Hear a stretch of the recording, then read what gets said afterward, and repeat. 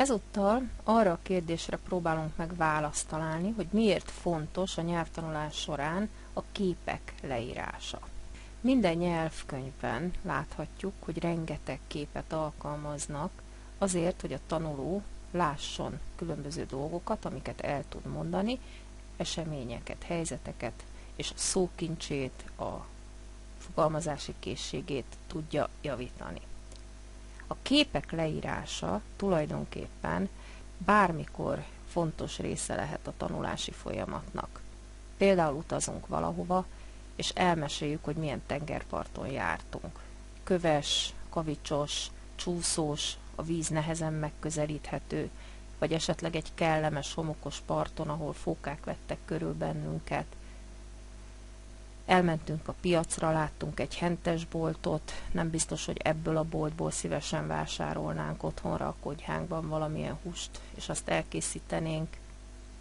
Az utazás során buszmegállókban kellett várakoznunk, voltak kellemes buszmegállók, ahol várakoztunk, voltak kifejezetten jópofa buszmegállók, ahol várakoznunk kellett, vagy esetleg olyan megállók, ahol még pad sem volt, csak sütött a nap, és elég kellemetlen volt várakozni. Mesélhettünk érdekes találkozásokról, érdekes helyzetekről, életképekről, amiket láttunk. Leírhatunk például híres embereket, külső-belső tulajdonságaikat, akikkel esetleg találkoztunk, vagy akiket láttunk az utunk során. Tájakat írhatunk le például, messziről, madártávlatból, vagy akár egész közelről. Leírhatunk érdekes tárgyakat, leírhatunk érdekes természeti jelenségeket például. Miért fontos elemei a nyelvtanulásnak a képek? Először is a tanulási folyamatban segítenek bennünket. Bővítik a szókincsünket. Rengetegféle kép, rengetegféle tárgyat, szituációt, dolgot tartalmaz, amit le tudunk írni. Segítik azt a képességünket, hogy jól tudjunk leírni tárgyakat, embereket, helyszíneket, azaz az ábrázolás technikájához segítenek bennünket hozzá. Kifejezhetjük benyomásainkat például egy-egy kép kapcsán. Itt persze a megfelelő szókincset is kell alkalmazni, lehet, elképzelhető biztosan, ugye nem mindig vagyunk biztosak abban, amit elmondunk, tehát ezekkel a kötőszokkal érdemes tarkítani, bővíteni a kép leírását.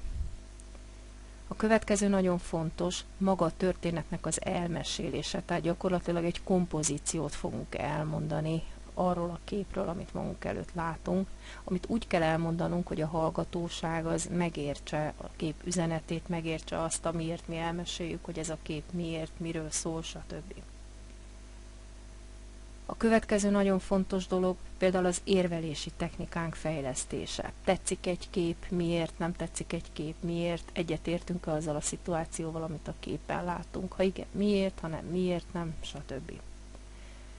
Azon kívül a kép leírása nem csak a tanulási folyamatban segít bennünket, hanem a nyelvvizsgák és az érettségik, bármilyen típusú nyelvvizsga és érettségi bevált számonkérő feladat típusa.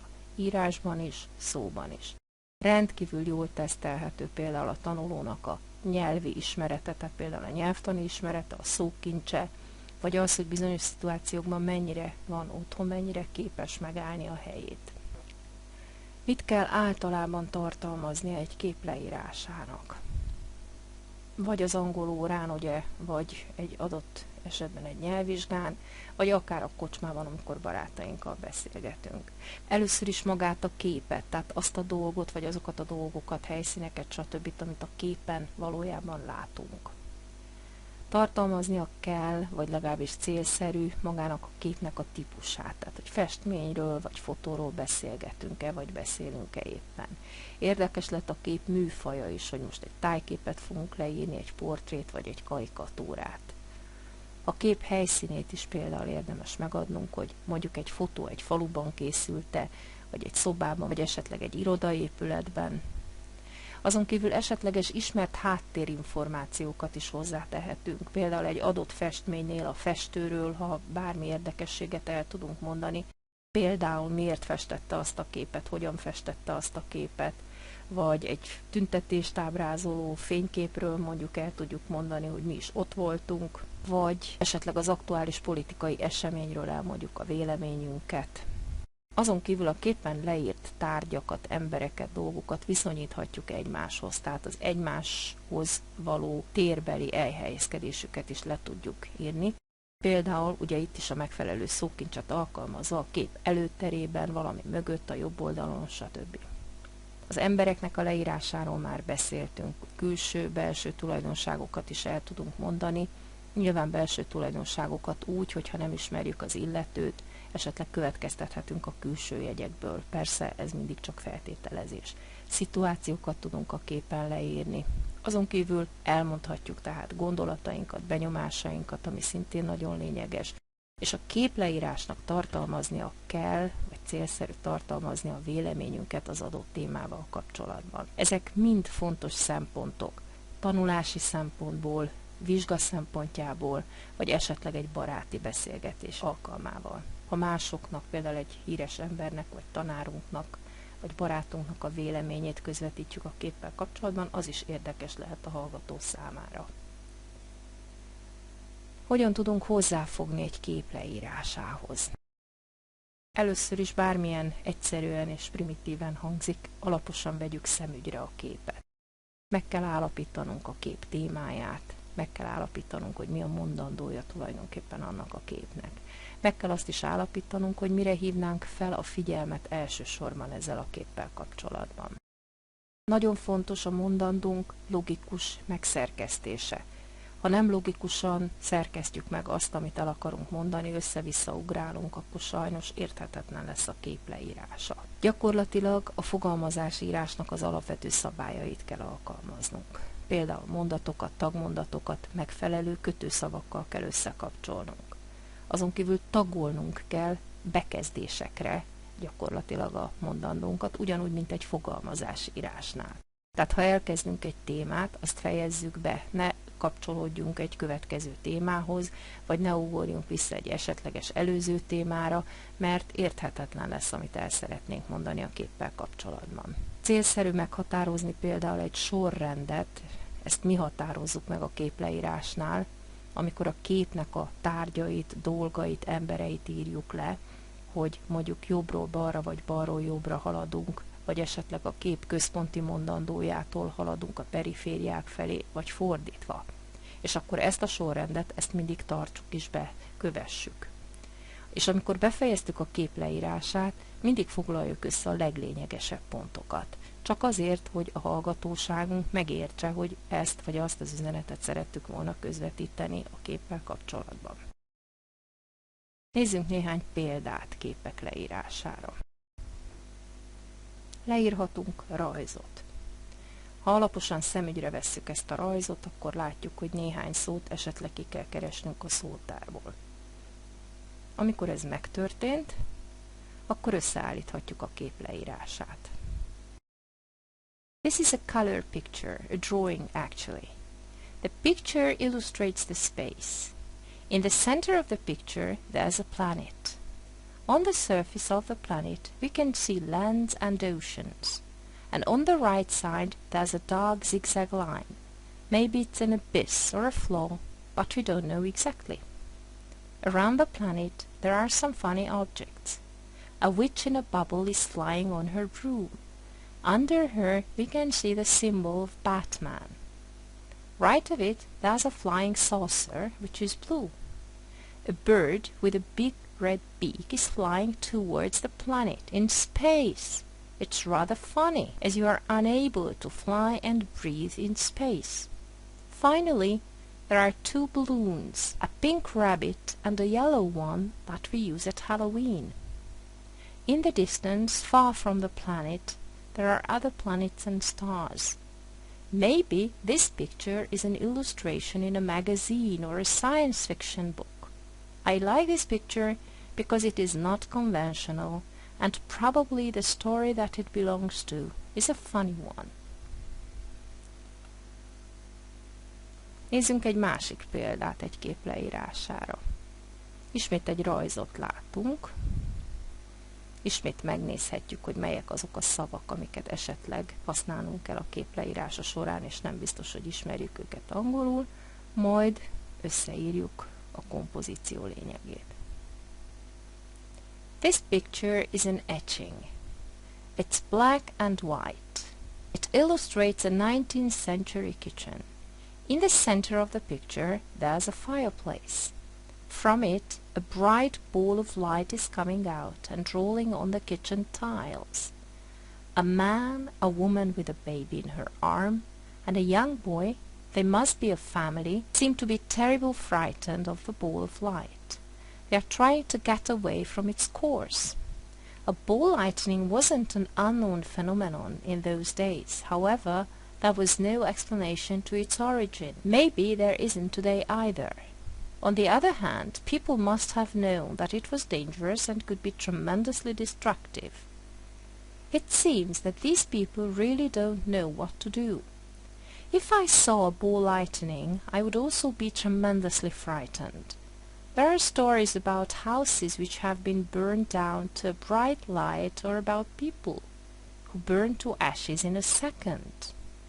I'm not sure if these stories are not urban legends. However, it is disturbing to think that such natural phenomena can destroy our homes or even kill us. Nézzünk még egy példát. Ezúttal egy pikniket írunk le, ahol barátok úgy tűnik kellemesen összejöttek egy késő nyári vagy kora őszi délutánra. Ismét megnézzük, melyek lehetnek azok a szavak, amiket nem tudunk, mik lehetnek azok a gondolatok, amiket plusz hozzátehetünk a kép leírásához, és megint csak megszerkesztetjük a mondandónkat. In this picture, it's a photo. We can see a group of friends having a picnic. They are sitting on a blanket and happily chatting away. In one of the picnic baskets there are some bottles of wine.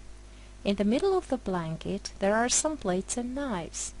We can also see some bread on buns and some fruit, apples, grapes, and maybe some pears.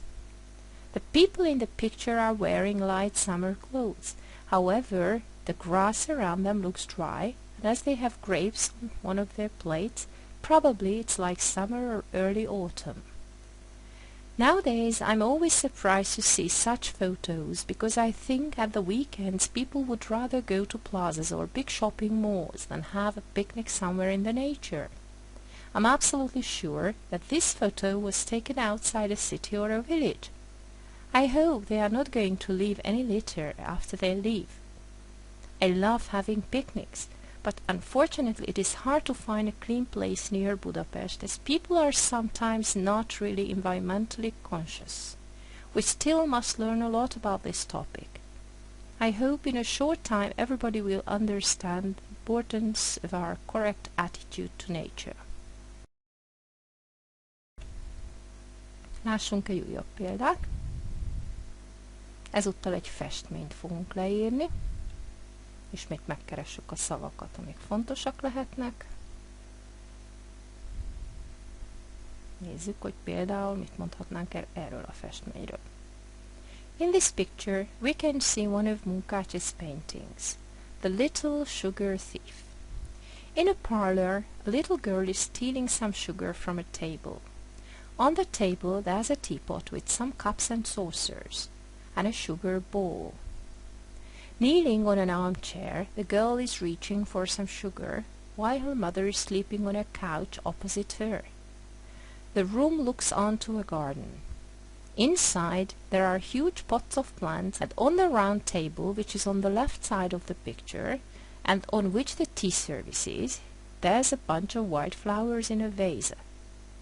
The couch is on the right side. Behind it, there's a folding screen on which a gown is hanging.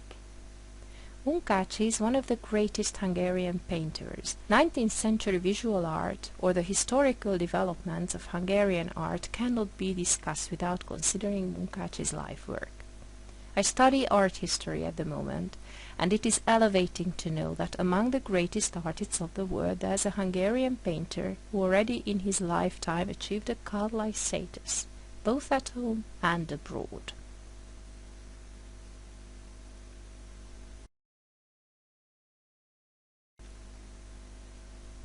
Egy újabb példa. Személyt fogunk leírni, akit ismerünk. Megkeressük a szavakat, amikre szükségünk van.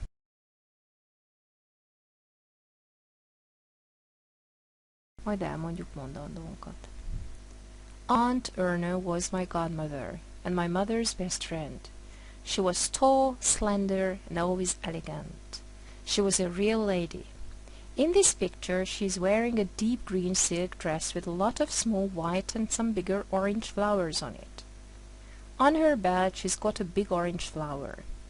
She is wearing white gloves and she is carrying a white handbag in her left hand. Her hair is grey and elegantly untidy. The photo was taken early afternoon after my wedding ceremony. She was also generous and good-hearted. Even after I had grown up, she would always remember to send me a little present for my birthday. In my childhood, she used to take me to museums and art galleries. She bought me a lot of books on arts, as I was interested in painting and drawing pictures. She had a very eventful life. With her husband, she traveled a lot around the world. They gave dinner parties, and I could always meet interesting people there. After her husband had died, she became withdrawn. She didn't like to meet people anymore. She died of heart attack at the age of 70. I miss her a lot.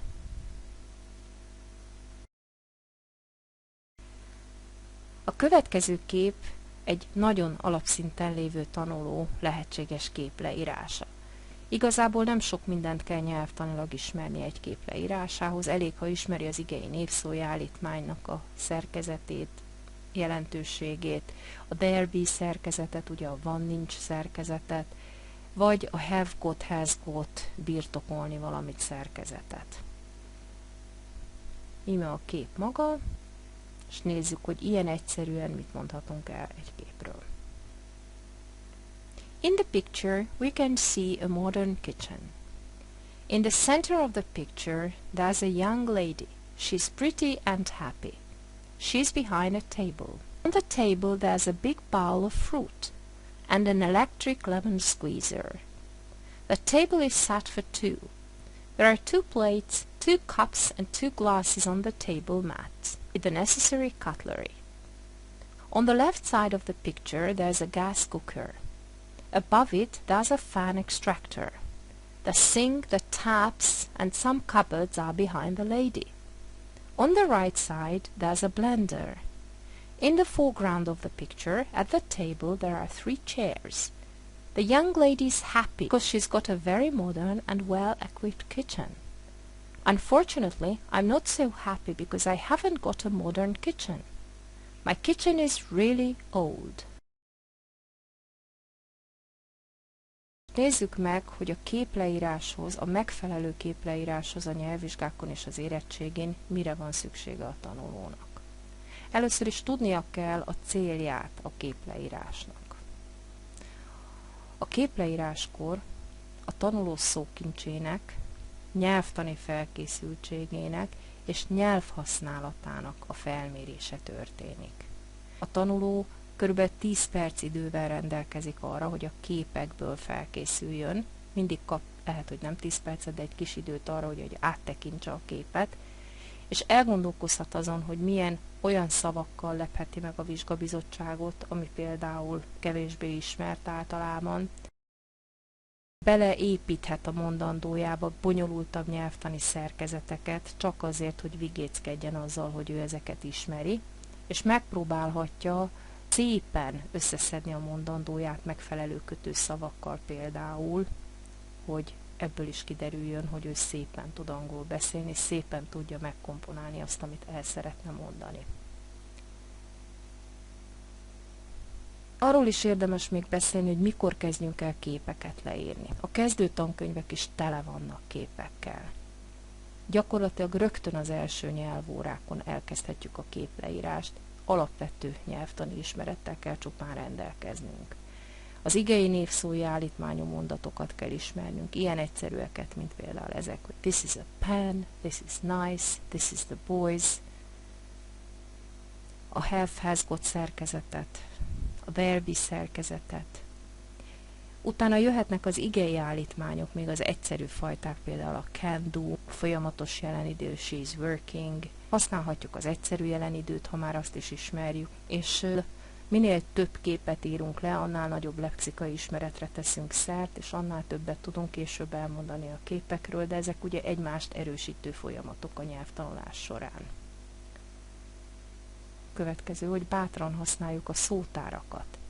Tanuljuk meg a fonetikai jeleket. Nagyon fontos az angolban a kiejtés, hiszen gyakorlatilag minden szót másképp ejtünk ki, mint ahogy szeretnénk. Ha le tudjuk fonetikailag írni egy-egy szónak a kiejtését azonban, ez a probléma megszűnik, mert gyakorlatilag minden mellé odaírhatjuk a kiejtését, és bármikor el tudjuk ezt olvasni.